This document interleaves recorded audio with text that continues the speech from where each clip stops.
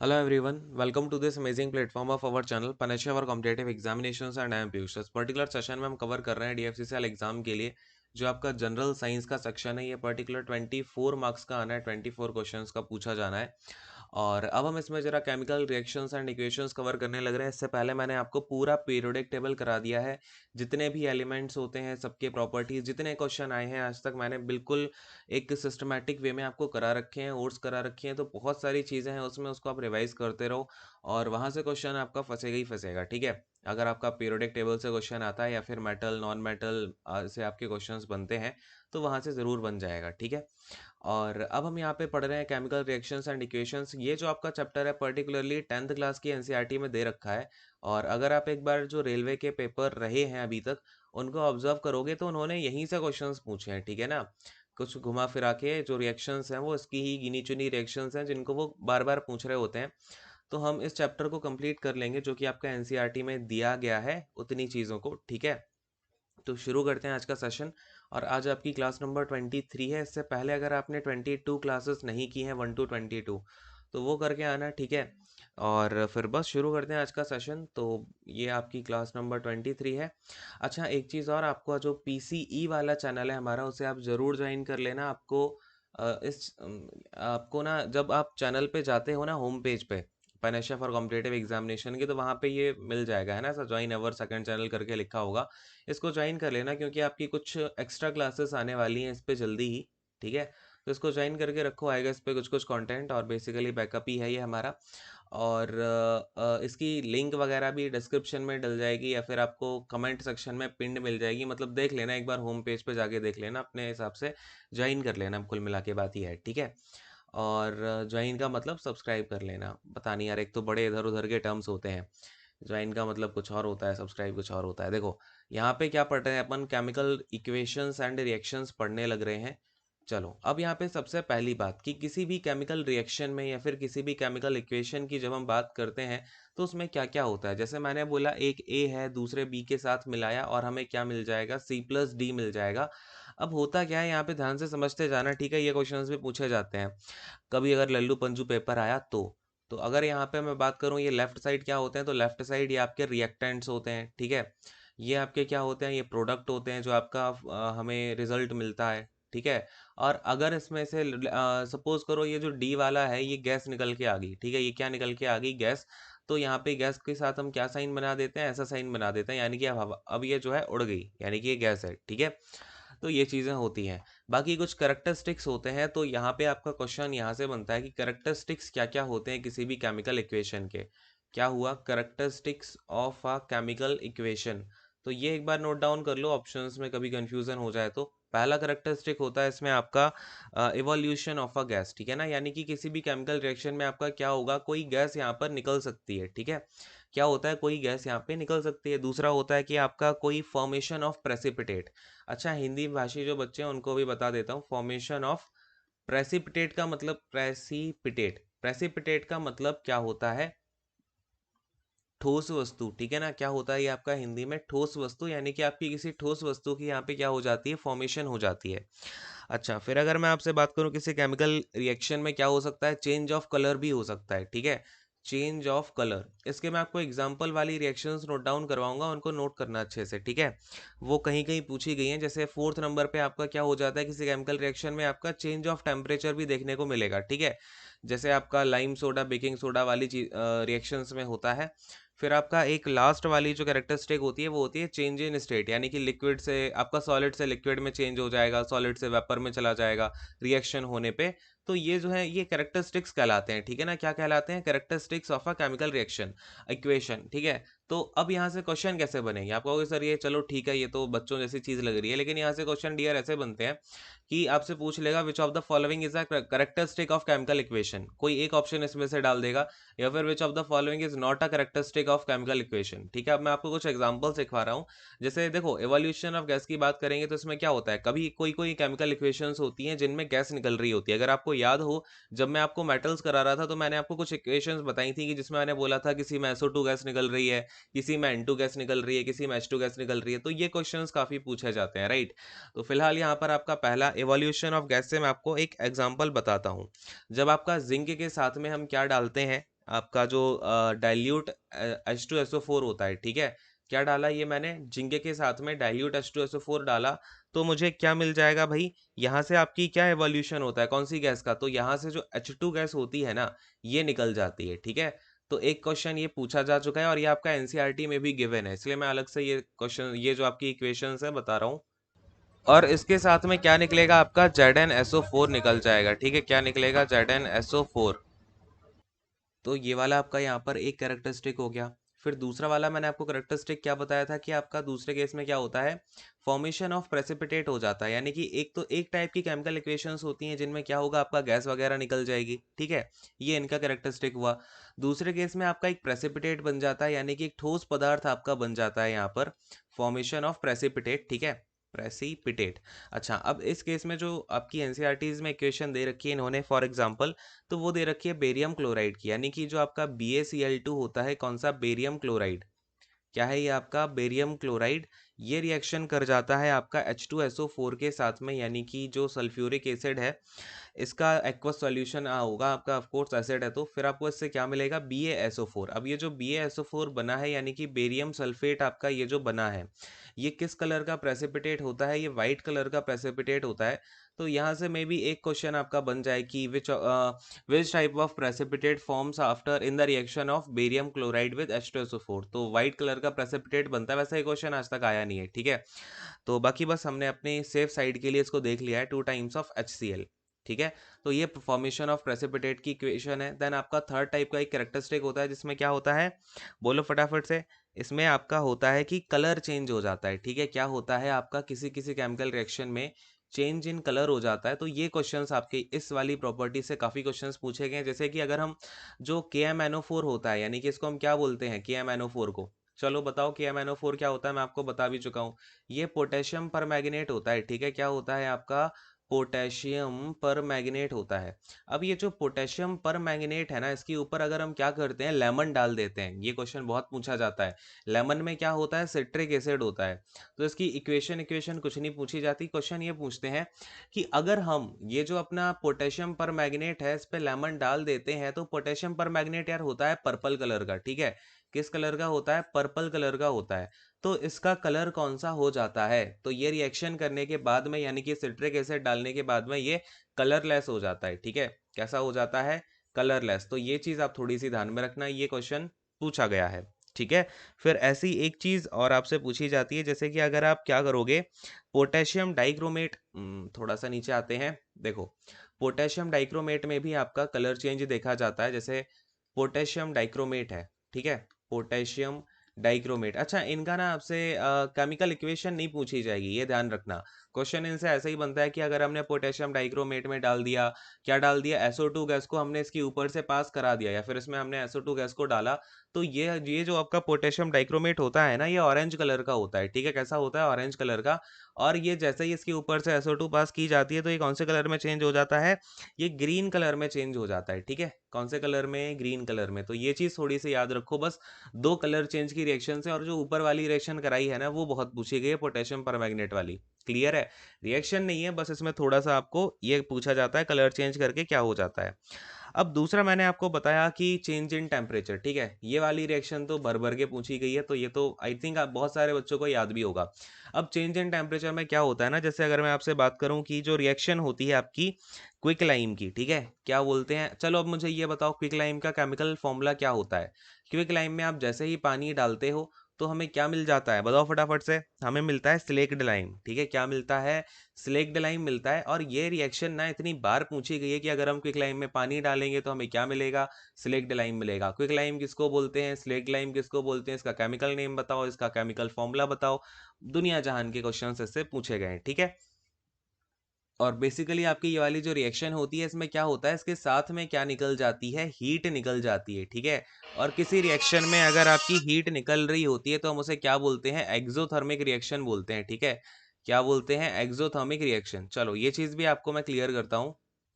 जैसे कुछ रिएक्शंस होती है ना हमारे एटमॉस्फेयर में, क्या होती हैं वो रिएक्शंस, रिएक्ट होने के टाइम पे क्या करती हैं, जो हमारे एटमॉस्फेयर की हीट होती है, ध्यान देना, एटमॉस्फेयर की जो हीट है उसको वो एब्जॉर्व कर लेती हैं और रिएक्ट करके अपना जो भी उनको प्रोडक्ट बनाना होता है बना देती हैं। इस टाइप की रिएक्शंस को बोला जाता है एंडोथर्मिक रिएक्शंस। ये क्वेश्चन भी पूछा जा सकता है। अगर आपसे पूछे कि ऐसी टाइप की रिएक्शंस कौन सी होती हैं जिसमें हम एटमॉस्फेयर की जो हीट होती है उसे एब्जॉर्व कर लेती हैं वो रिएक्शंस, तो क्या बोलोगे? Endothermic reaction. लेकिन कुछ रिएक्शन होती हैं जो कि अपना जो एटमॉस्फेयर है उसमें ही हीट छोड़ देती हैं। जैसे कि रिएक्ट किया क्विकलाइम वाटर से, तो इसने क्या निकाल दिया? देखो हीट निकाल दिया, और ये हीट कहाँ पर जाएगी? अपने एटमॉस्फेयर में चली जाएगी, सराउंडिंग में चली जाएगी।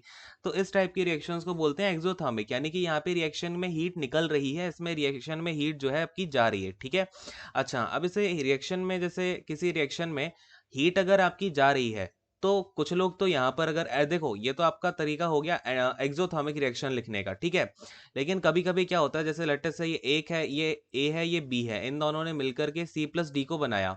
अब इसमें हुआ क्या कि एटमॉस्फेयर वाली जो हीट थी वो एब्जॉर्व कर ली गई, ठीक है। तो कुछ लोग क्या करते हैं, इसको हीट को यहाँ से हटा करके, यहाँ ये प्लस का हीट है ना, यहाँ पर माइनस हीट कर देते हैं, ठीक है। तो ये लिखने का अलग अलग तरीका होता है, कोई उससे फर्क नहीं पड़ता, ठीक है। तो कभी टेंशन नहीं लेनी। चलो, क्विकलाइम का किसी ने फॉर्मूला बताया क्या? तो ये आपका सी ए ओ होता है, ठीक है। ये तो देखो ये आपका क्या हो जाता है, सी ए ओ, और ये आपका सी ए ओ एच का होल ट्वाइस, ठीक है। चलो, अब आगे बढ़ते हैं। ये आपका हो गया हीट वाला जो करेक्टरिस्टिक बनता है। चेंज इन स्टेट, ठीक है। क्या होता है अपना ये चेंज इन स्टेट, लास्ट वाली जो आपका करेक्टरिस्टिक होता है। अब चेंज इन स्टेट का आपसे एक एग्जांपल अक्सर पूछा गया है कि जो हमारा बर्निंग ऑफ कैंडल है, ये कैसी रिएक्शन है, ठीक है। बर्निंग ऑफ कैंडल, तो ये आपकी केमिकल रिएक्शन होगी, burning of candle wax basically, ठीक है।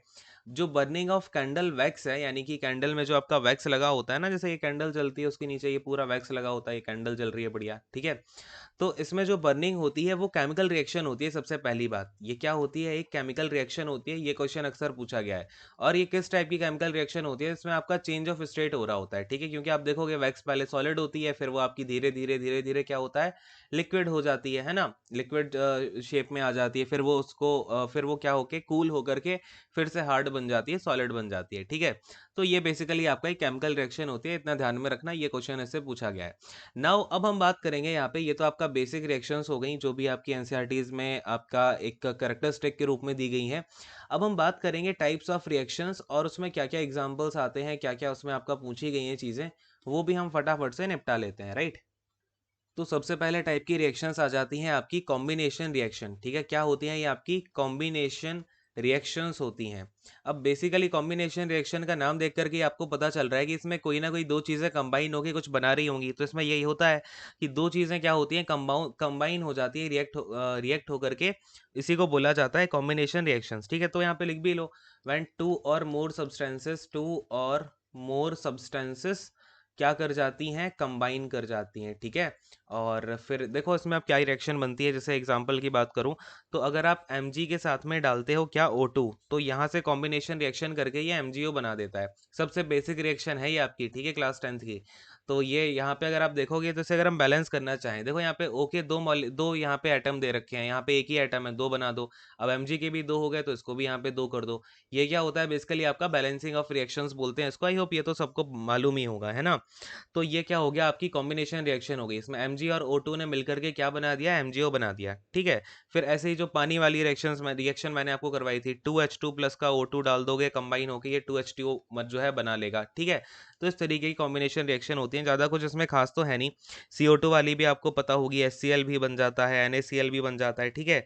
तो इसमें कुछ खास यार है नहीं, ठीक है। और एनसीईआरटी में एक बढ़िया सा जो कॉम्बिनेशन रिएक्शन का एग्जांपल है वो वही है जो मैंने ऊपर बताया था, क्विक लाइम वाला, ठीक है। क्विक लाइम से कैसे बनती है, देखो CaO के साथ अगर हम पानी पानी डाल देते हैं तो क्या बन जाता है, CaOH का होल ट्वाइस बन जाता है। सारे ऑलरेडी बैलेंस्ड हैं, तो बढ़िया है, ये रिएक्शन आपकी कॉम्बिनेशन होती है, ठीक है। इसमें आपका क्या हो रहा है कि ये आपका कॉम्बिनेशन रिएक्शन तो है ही सही, साथ में इसका क्या निकल जाता है, हीट निकल जाती है, ठीक है। तो एक्सोथर्मिक रिएक्शन भी है ये। इस रिएक्शन से यार बहुत क्वेश्चन पूछे गए, ध्यान रखना। ये रिएक्शन आपकी एक्सोथर्मिक रिएक्शन भी है, कॉम्बिनेशन रिएक्शन भी है, और आपकी यहाँ से हीट तो निकल रही है, ठीक है। ये सब समझ में आ गया। चलो अब आते हैं नंबर 2 रिएक्शन पे। जो नंबर 2 का टाइप है, ये हो जाती है डीकम्पोजिशन रिएक्शन। क्या हो जाती है, डीकम्पोजिशन रिएक्शन हो जाती है। अच्छा, ये आपका केमिस्ट्री का बेसिकली आज लास्ट लेक्चर है, तो इसके बाद हम क्या कर रहे होंगे, वैसे आपको अगर याद हो हम पेपर कंटिन्यू कर रहे थे, ठीक है। तो मैं आपको आगे कंटिन्यू कराता हूँ। और फिर बायोलॉजी वगैरह पे भी चलेंगे, ठीक है, कोई टेंशन नहीं है। और अगर हम डिकम्पोजिशन रिएक्शंस की बात करते हैं ना, तो देखो कॉम्बिनेशन में क्या था आपका, दो मिलकर के, दो कंपाउंड मिलकर के एक बना रहे थे, दो सब्सटेंसेस मिलकर के एक सब्सटेंस बना रही थी। लेकिन इसमें क्या होगा, आपका एक कंपाउंड जो है वो टूट जाएगा, ठीक है, क्या कर जाएगा, स्प्लिट कर जाएगा या फिर आपका ब्रेक कर जाएगा, क्योंकि लिखा भी क्या है, डिकम्पोजिशन, ठीक है। तो इस टाइप की रिएक्शंस में जैसे अगर मैं आपसे बात करूं, सबसे इंपॉर्टेंट रिएक्शन इसकी, ठीक है, नोट डाउन करो, CaCO3। क्या होता है ये CaCO3? ये होता है आपका कैल्शियम कार्बोनेट, यानी कि ये लाइमस्टोन होता है, ठीक है। ये सब याद है ना, मैंने सब करा रखा है। CaCO3 क्या होता है, लाइमस्टोन।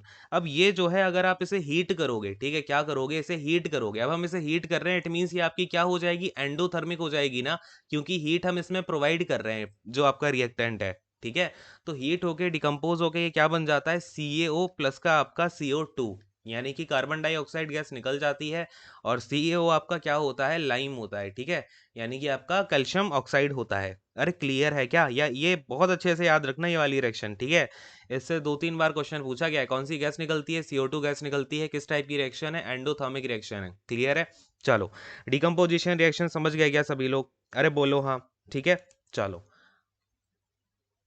अब यहाँ पर मैं आपको 2-3 इंपॉर्टेंट रिएक्शन और नोट डाउन करा रहा हूँ, जो कि एनसीईआरटीज में गिवन है और पूछे जाने के चांसेस भी हैं। जैसे कि AgCl है, ठीक है। AgCl को अगर हम क्या करते हैं, इसके ऊपर लाइट पड़ती है, ठीक है, क्या पड़ती है, लाइट। अच्छा, आपको याद है क्या, मैंने आपको सिल्वर पढ़ाते टाइम बताया था कि सिल्वर जो है ना, आपके जितने भी हैलाइड है, हैलोजन है, उनके साथ में आपका कंपाउंड बना लेता है। और मैंने आपको AgI का बताया भी था क्या यूज होता है। चलो कमेंट करके बताओ, जो आपका सिल्वर आयोडाइड है उसका यूज क्या होता है, कमेंट करके बताइए, ठीक है।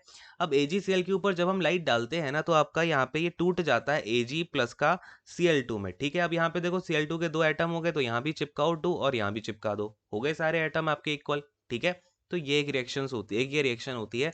और फिर अगर मैं सेकंड रिएक्शन की बात करूं, ये थोड़ी सी इंपॉर्टेंट है यार, इसमें कलर भी याद रखना, ठीक है ना। क्या होता है आपका, एक फेरस सल्फेट होता है, ठीक है, यानी कि FeSO4। इसको अगर हम हीट करते हैं तो आपका क्या बन जाता है, Fe2O3 बन जाता है, ठीक है। इसके साथ में और SO2 निकल जाता है, साथ में SO3 भी निकल जाती है, दोनों गैसियस फॉर्म में होते हैं, ठीक है। अब ये जो FeSO4 है, फेरस सल्फेट, इसको लिख लोगे ना, ये क्या होता है आपका, फेरस सल्फेट होता है, ठीक है। अब ये फेरस सल्फेट बेसिकली आपका ग्रीन कलर का होता है, किस कलर का होता है, ग्रीन कलर का होता है।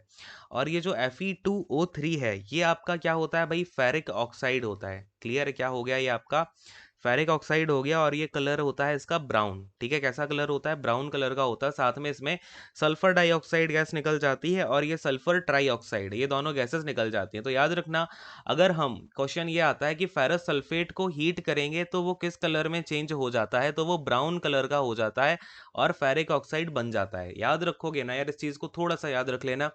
इन केस अगर बहुत टफ पेपर बनाया गया एनसीईआरटी से भी, तब भी ये चीज आपकी थोड़ी सी काम आ जाएगी, है ना। अब नंबर थर्ड रिएक्शन की बात करते हैं, जो टाइप ऑफ रिएक्शन है वो है डिस्प्लेसमेंट रिएक्शन। क्या बोलते हैं इनको, डिस्प्लेसमेंट रिएक्शंस बोलते हैं। अब देखो नाम से ही सब कुछ पता चलता है यार, यहाँ पे डिस्प्लेसमेंट का मतलब क्या होगा, कि यहाँ पे जैसे लेटर से एक रिएक्शन है, ये है CuSO4 यानी कि कॉपर सल्फेट, इसके साथ में मैंने जिंक डाल दिया। अब होता क्या है, ये रिएक्शन करके जिंक सल्फेट और साथ में आपका कॉपर निकाल देता है। हुआ क्या, ये Zn जाके यहाँ चला गया, ये आपका SO4 यहाँ, ये जो बेसिकली आपका कॉपर है ये यहाँ आ गया, ठीक है। तो इसी को बोला जाता है डिस्प्लेसमेंट रिएक्शंस। और बेसिकली डिस्प्लेस क्यों कर देते हैं वो अलग चीज़ है, उसमें अपने को जाना नहीं है। बस ये ध्यान रखना, यहाँ पर होता क्या है कि जैसे अगर ये इसके साथ वाला जो हम यहाँ पे एलिमेंट डाल रहे हैं, ये ज़्यादा रिएक्टिव हुआ, ये क्या है, ज़्यादा रिएक्टिव होता है कॉपर से, यानी कि यहाँ पर जो एलिमेंट पड़ा हुआ है, तो क्या करेगा, ये जाकर के आपका SO4 के साथ अपना कंपाउंड बना लेगा, यानी कि जिंक सल्फेट बना लेगा, ठीक है। यही रिएक्शन इससे पूछी गई है आज तक, और कुछ रिएक्शन पूछी भी नहीं गई है आपकी डिस्प्लेसमेंट रिएक्शन से, ठीक है। चलो ये हो गया। फिर अब इसी को हमने एक और नाम दे दिया यहाँ पे, डबल डिस्प्लेसमेंट रिएक्शन, ठीक है। क्या बोल दिया, डबल डिस्प्लेसमेंट रिएक्शन बोल दिया, ठीक है। अब डबल डिस्प्लेसमेंट रिएक्शन क्या होती है, देखो यहाँ पर क्या हुआ, आपका डिस्प्लेसमेंट में एक एलिमेंट आकर के उसने अपना कंपाउंड बना लिया। लेकिन इसमें क्या होगा, जैसे AgNO3 है, ठीक है, ये होता है सिल्वर नाइट्रेट। क्या होता है ये आपका, सिल्वर नाइट्रेट होता है। अब सिल्वर नाइट्रेट को मैंने मिलाया NaCl के साथ में, तो मुझे क्या मिल जाता है, देखो यहाँ पर ये जो आपका Na है, ठीक है ना, ध्यान देना, ये जो Na है ये चिपक जाएगा आपका NO3 के साथ, और Ag जो है ये जाके चिपक जाएगा Cl के साथ। तो यहाँ पर दो कंपाउंड फॉर्म हो रहे हैं डिस्प्लेस होने के साथ। तो ये हो गया AgCl प्लस का NaNO3, क्लियर है। और ये जो सिल्वर क्लोराइड बना है, क्या बना है ये आपका सिल्वर क्लोराइड, ये वाइट कलर का होता है, ठीक है। चलो खैर, तो ये चीज़ है आपकी, ये एक प्रेसिपिटेट बन गया यहाँ पे, ठीक है। AgCl क्या बन गया यहाँ पे, एक प्रेसिपिटेट बन गया है, और ये आपकी रिएक्शन बन जाती है, ठीक है। तो ये क्लियर हो गया होगा आपको कि ऐसी रिएक्शन जिसमें क्या होता है आपका दो दो डिस्प्लेसमेंट हो जाए, ठीक है। देख रहे हो आप, एक तो डिस्प्लेसमेंट हुआ NaCl का, दूसरा हुआ AgNO3 का, तो उसको हम क्या बोल देते हैं, डबल डिस्प्लेसमेंट रिएक्शन बोल देते हैं। इसका ये वाला एग्जाम्पल थोड़ा सा ज़रूरी है, तो मैंने यही वाला इसमें इंक्लूड कर दिया है, ठीक है। चलिए अब आगे बढ़ते हैं ऑक्सीडेशन एंड रिडक्शन रिएक्शंस पे, ठीक है।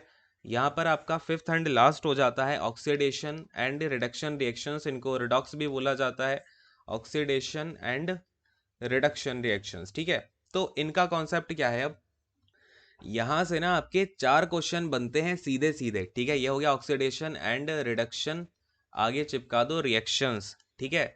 तो इनसे आपके कितने 4 कॉन्सेप्ट बनते हैं, ध्यान देना, नोट डाउन कर लो इसको ध्यान से, और इसको ध्यान से समझना एक एक शब्द को मैं क्या क्या बोल रहा हूँ, ठीक है। अगर आपसे पूछा जाए ऑक्सीडेशन क्या होता है, ठीक है, यानी कि ऑक्सीडेशन की जो प्रोसेस है ये होती क्या है, तो इसमें आप क्या बोलोगे, ऑक्सीडेशन में आपका क्या होगा, या तो एडिशन ऑफ क्या होगा आपका, या तो एडिशन ऑफ ऑक्सीजन होगा, क्या होगा, एडिशन ऑफ ऑक्सीजन, या फिर आपका क्या होगा, रिमूवल ऑफ हाइड्रोजन, ठीक है ना, क्या होगा आपका, रिमूवल ऑफ हाइड्रोजन होगा। तो उन रिएक्शंस को हम क्या बोल देंगे, ये ऑक्सीडेशन रिएक्शन है। ध्यान देना क्या बोल रहा हूं मैं, या तो आपका क्या हो जाए, ऑक्सीजन ऐड हो जाए, या फिर दूसरे केस में आपका हाइड्रोजन रिमूव हो जाए। बस ये ध्यान से सुनते जाना, अपने दिमाग में बैठाते जाओ, अभी रिएक्शन में आपको दिखाऊंगा कैसे होता है। सबसे इंपॉर्टेंट है, यहाँ से सीधा क्वेश्चन बनता है कि व्हाट आर ऑक्सीडेशन रिएक्शंस, क्या आपका उसमें ऑक्सीडेशन ऑक्सीजन जो है ऐड होगा या फिर हाइड्रोजन रिमूव होगा, ये करके ऑप्शंस आते हैं, ठीक है। फिर आपका सेकंड होती है रिडक्शन रिएक्शंस, ठीक है। क्या होती है सेकंड, रिडक्शन रिएक्शन। तो बताओ रिडक्शन में क्या हो रहा होगा, रिडक्शन में या तो आपका क्या होगा, एडिशन ऑफ हाइड्रोजन होता है, क्या होता है, एडिशन ऑफ हाइड्रोजन यानी कि H, या फिर दूसरे केस में क्या होगा, रिमूवल ऑफ ऑक्सीजन हो जाएगा, क्या हो जाएगा, रिमूवल ऑफ ऑक्सीजन। ये सबसे बेसिक कॉन्सेप्ट है और आपके पेपर में यही आता है। बाकी ट्वेल्थ ट्वेल्थ के बेसिस पे जाके ना वो फिर और आइन साइंस में चली जाती हैं चीज़ें, वो आपके लिए इंपॉर्टेंट नहीं है, ठीक है। ये ध्यान में रखा। अब फिर आपका क्वेश्चन बनेगा, देखो ध्यान दिया आपने, यहाँ पे ये क्या हो गया है, यहाँ पर आपका ऑक्सीडेशन में हो गया एडिशन ऑफ ऑक्सीजन या फिर रिमूवल ऑफ हाइड्रोजन, रिडक्शन में हो गया एडिशन ऑफ हाइड्रोजन या फिर रिमूवल ऑफ ऑक्सीजन। और अगर ये दोनों रिएक्शन एक साथ हो जाए, यानी कि किसी रिएक्शन में ऐसा हो कि एडिशन ऑफ हाइड्रोजन भी हो जाए और एडिशन ऑफ ऑक्सीजन भी हो जाए और आपका एडिशन ऑफ हाइड्रोजन भी हो जाए, यानी कि ऑक्सीडेशन और रिडक्शन दोनों हो गए हैं, ऐसी टाइप की रिएक्शंस को बोला जाता है रिडॉक्स रिएक्शंस। तो हमेशा ध्यान रखना कि अगर रिडॉक्स रिएक्शन आपके सामने लिख के आ जाए तो क्या बोलोगे, सर इसमें ऑक्सीडेशन भी हुआ है, ये देखो ऑक्स का मतलब क्या होता है, ऑक्सीडेशन भी हो रहा है, RED का मतलब होता है रिडक्शन भी हो रहा है, ठीक है। क्लियर है। और अब आपको ये भी पता चल गया ऑक्सीडेशन का क्या मतलब, रिडक्शन का क्या मतलब। अब हम थोड़ा सा और आगे आते हैं, तो यहाँ पर आपका एक क्वेश्चन बनता है कि ऑक्सीडाइजिंग एजेंट्स क्या होते हैं, ठीक है। क्या पूछा जाता है, ऑक्सीडाइजिंग एजेंट किसको बोला जाता है, तो बताओ भाई किसको बोलेंगे। ऑक्सीडाइजिंग एजेंट वो होते हैं जो क्या करते हैं, देखो थोड़ा सा ध्यान से सुनना यार, ये नहीं तो आप कंफ्यूज हो जाओगे। ऐसी सब्सटेंस, ध्यान देना क्या बोल रहा हूँ, ऑक्सीडाइजिंग एजेंट कौन होते हैं, सबसे पहली डेफिनेशन इसकी, ऐसी सब्सटेंस जो ऑक्सीडेशन की प्रोसेस होने के लिए, मैंने आपको क्या बताया, ऑक्सीडेशन की प्रोसेस होने के लिए क्या चाहिए, ऑक्सीजन चाहिए ना। तो ऐसी सब्सटेंस जो ऑक्सीडेशन की प्रोसेस के लिए ऑक्सीजन प्रोवाइड करती हैं, ठीक है, क्या करती हैं, ऑक्सीजन प्रोवाइड करती हैं। अब ध्यान देना, यहाँ पर लेटस से मैं बैठा हूँ, ठीक है। अब थोड़ा सा एग्जाम्पल से समझा रहा हूँ, क्योंकि इसको ना घुमा फिरा के बहुत उल्टे सीधे क्वेश्चंस बनते हैं और ऑलमोस्ट बच्चे फंस ही जाते हैं जो ध्यान से नहीं पढ़ते। अब जैसे ये मैं बैठा हूँ, ठीक है, सपोज करो मैं ऑक्सीडाइजिंग एजेंट हूँ, और यानी कि मेरे पास में यहाँ पे ऑक्सीजन प्रेजेंट होगा, पहले से मैं ऑक्सीजन लिए बैठा हूँ। अब मैं कहूंगा कि ठीक है यार, ऑक्सीडेशन की रिएक्शन करानी है ना, चलो तुम एक काम करो, ये मेरा ऑक्सीजन लेके जाओ और अपनी रिएक्शन कंप्लीट कराओ। तो यहाँ पर बेसिकली मेरे साथ क्या हो रहा है, मैं अपना ऑक्सीजन ऑक्सीजन जो है मैं अपना लूज कर दे रहा हूँ, और जब भी लूज ऑफ ऑक्सीजन होता है तो वो प्रोसेस क्या होती है, रिडक्शन की होती है। तो यानी कि मेरे साथ क्या हो रहा है, मेरा तो यहाँ पे रिडक्शन हो गया ना। तो जिस एजेंट का खुद तो जो एजेंट क्या हो जाता है, रिड्यूस हो जाता है, यानी कि उसका खुद का तो क्या हो गया, रिडक्शन हो गया, लेकिन वो ऑक्सीडेशन की प्रोसेस के लिए उसने क्या कर दिया है, ऑक्सीजन प्रोवाइड कर दिया है। तो उसको बोला जाता है ऑक्सीडाइजिंग एजेंट। समझ में आ रही है क्या बात, ये वाली डेफिनेशन क्लियर हुई क्या। क्या बोला मैंने, दो एस्पेक्ट में बोला है मैंने। यहाँ पर ऑक्सीजन तो मैंने प्रोवाइड कर दी, लेकिन वो ऑक्सीजन प्रोवाइड करने की वजह से मेरा खुद का क्या हो गया, रिडक्शन। यानी कि ऑक्सीडाइजिंग एजेंट खुद तो क्या हो जाता है, रिड्यूस हो जाता है, ठीक है, खुद क्या हो गया, रिड्यूस हो गया, लेकिन वो ऑक्सीडेशन के लिए ऑक्सीजन को प्रोवाइड करके चला गया, ठीक है। तो ये दोनों डेफिनेशन नोट डाउन करो कि oxidising agent it itself gets reduced. क्या लिखोगे, oxidising agent is that compound और substance that itself gets reduced, लिख लोगे ना खुद से। और फिर इसके अलावा क्या करता है ये, it provides oxygen for the oxidation reaction, ठीक है। फिर इसका एक और चीज, ऑक्सीडेशन तो ये प्रोवाइड करता है, दूसरा काम और कर सकता है ये आपका, ये तो खुद रिड्यूस हो गया, एक एक नंबर की बात ये हो गई, खुद रिड्यूस हो जाएगा। दूसरे नंबर की बात की ऑक्सीजन प्रोवाइड करवा देगा। फिर एक और तीसरी डेफिनेशन बनती है इसकी, क्या बनती है, वो सब्सटेंस जो क्या कर दें, रिमूव कर दें हाइड्रोजन, ठीक है, क्या कर दें, रिमूव कर दें हाइड्रोजन को। बात को ध्यान से देखना, क्या किया है, हाइड्रोजन को रिमूव किया है। जैसे लेटर से मैं बैठा हुआ हूं, मैंने क्या कहा, मैं ऑक्सीडाइजिंग एजेंट हूं, मैं ऑक्सीजन तो अपनी खुद की ऑक्सीजन तो दूसरों को दे रहा हूं, लेकिन जब दूसरा बंदा दिखा जैसे ही मुझे कि अरे इसके पास में तो हाइड्रोजन है, तो मैं क्या करूंगा, इसकी हाइड्रोजन खींच लूंगा, यानी कि मैं क्या कर रहा हूँ, रिमूव कर रहा हूँ हाइड्रोजन दूसरे कंपाउंड्स की। लेकिन इसकी हाइड्रोजन खींच के अब ये हाइड्रोजन किसके पास आ गई, मेरे पास आ गई। और मैंने आपको क्या बताया था, जब भी एडिशन ऑफ हाइड्रोजन होता है तो वो रिएक्शन क्या होती है, रिडक्शन रिएक्शन। यानी कि इस केस में भी मैंने क्या करा लिया, खुद का रिडक्शन करा लिया इस ऑक्सीजन को लेके। तो अब समझ में आया दोनों केसेस में कि या तो मैं आपका रिमूव करूंगा हाइड्रोजन को दूसरे कंपाउंड से, या फिर मैं खुद की ऑक्सीजन दे दूंगा, या और इसके अलावा मैं खुद का क्या कराता हूं, हर बार रिडक्शन करा लेता हूं। उसको क्या बोला जाता है, ऑक्सीडाइजिंग एजेंट बोला जाता है। अरे बोलो हाँ, बहुत ही यार मैंने सिंपल वे में बताई है, इससे ज़्यादा सिंपल वे में कुछ पॉसिबल ही नहीं है, ठीक है। तो ऑक्सीडाइजिंग एजेंट की जितनी डेफिनेशंस होती हैं सारी क्लैरिफाइड। फिर ऐसे ही आपका पिक्चर में आता है एक रिड्यूसिंग एजेंट, ठीक है ना, क्या आता है पिक्चर में। अब ना इस चीज़ को बार बार सुनना, अब जिन लोगों को कन्फ्यूजन हो रहा है ना, अब मैंने जितनी बातें बताई हैं उसको बार बार सुनना, कम से कम 3-4 बार सुन लो, और खुद से एक बार नोट डाउन करना, तब समझ में आएगा, ठीक है। अब क्या बात कर रहा हूं मैं यहाँ पर, आपका रिड्यूसिंग एजेंट कौन होता है। अब ये है भाई, ये जो है अपना रिड्यूसिंग एजेंट है। अब बताओ ये क्या करेगा, ये पता क्या करता है, ये अपना इसके पास में होता है हाइड्रोजन, ठीक है। तो ये क्या करेगा, अपना हाइड्रोजन दूसरों को दे देगा, क्या कर देगा, अपना हाइड्रोजन दूसरों को दे देगा। यानी कि यहाँ पर क्या हो रहा है, लॉस ऑफ हाइड्रोजन हो रहा है। और जहां पर लॉस ऑफ हाइड्रोजन होता है वो अपने आप में क्या हो जाता है, ऑक्सीडाइज्ड हो जाता है, ठीक है। क्या हो जाता है, ऑक्सीडाइज्ड हो जाता है अपने आप में। तो इसकी सबसे पहली डेफिनेशन क्या होगी, ये रिएक्शन के लिए सबको क्या प्रोवाइड करवा रहा है, इट गिव्स, जो आपका रिड्यूसिंग एजेंट है ये क्या कर रहा है, it gives hydrogen for reduction reaction, for reduction reaction, यानी कि रिडक्शन रिएक्शंस करने के लिए ये हाइड्रोजन दे देता है। अब अगर इसने हाइड्रोजन दे दिया अपना, तो ये खुद में क्या हो जाएगा, ऑक्सीडाइज्ड हो जाएगा। यानी कि जो रिड्यूसिंग एजेंट है वो खुद में तो क्या हो जाता है, ऑक्सीडाइज हो जाता है। ये दो डेफिनेशन, तीसरी डेफिनेशन क्या बनेगी बताओ जरा मुझे। तीसरी डेफिनेशन में होता है कि ये अब अगला बंदा यहाँ पे खड़ा है, ये इससे क्या कहेगा, चलो अपना ऑक्सीजन उठा के मुझे दे दो। जैसे ही यहाँ से इसने ऑक्सीजन हटाई तो ये रिएक्शन तो कैसी हो गई, आपकी जो रिएक्शन चल रही है वो रिडक्शन रिएक्शन हो गई। यानी कि आपने क्या किया, removal of oxygen for reduction reaction, ठीक है। लेकिन खुद में ये क्या हो जाएगा, इस ऑक्सीजन को उठा करके खुद में ये ऑक्सीडाइज हो जाएगा, ठीक है। तो समझ गए, रिड्यूसिंग एजेंट जो होते हैं वो खुद तो ऑक्सीडाइज हो जाते हैं, लेकिन रिएक्शन को क्या करा देते हैं, रिडक्शन रिएक्शन करा देते हैं, ठीक है। क्या करके, या तो वो उसको रिएक्शन में हाइड्रोजन दे देंगे, या फिर वो रिएक्शन से एक जो ऑक्सीजन है वो उठा लेंगे अपने आप में, ठीक है। ये होते हैं रिड्यूसिंग एजेंट्स। अरे बोलो, क्लैरिफाइड हुआ क्या ये भी, फटाफट से हाँ बोलना है, अगर नहीं आया समझ में ना, तो मेरी बातों को फिर से एक बार सुनो, 2 बार, 3 बार, 4 बार, जितना रिपीट करके सुनना है सुनो, आपको ऑफ कोर्स आ जाएगा, ठीक है।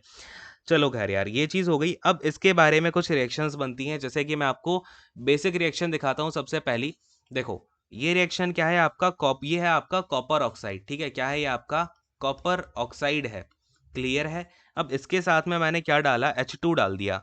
अब मैंने क्या किया, इसको हीट किया। जब मैं इसको हीट करता हूं ना, तो जो कॉपर है वो अलग हो जाता है, और साथ में पानी पानी निकल जाता है। तो अब मुझे बताओ हुआ क्या, यहाँ पर ये जो कॉपर ऑक्साइड था इसका जो ऑक्सीजन है वो चला गया किसके पास में, हाइड्रोजन के पास में, ये जो H2 है, ठीक है। तो यहाँ पर बेसिकली ये कौन सी प्रोसेस हो रही है, ऑक्सीजन का लूज हो रहा है ना।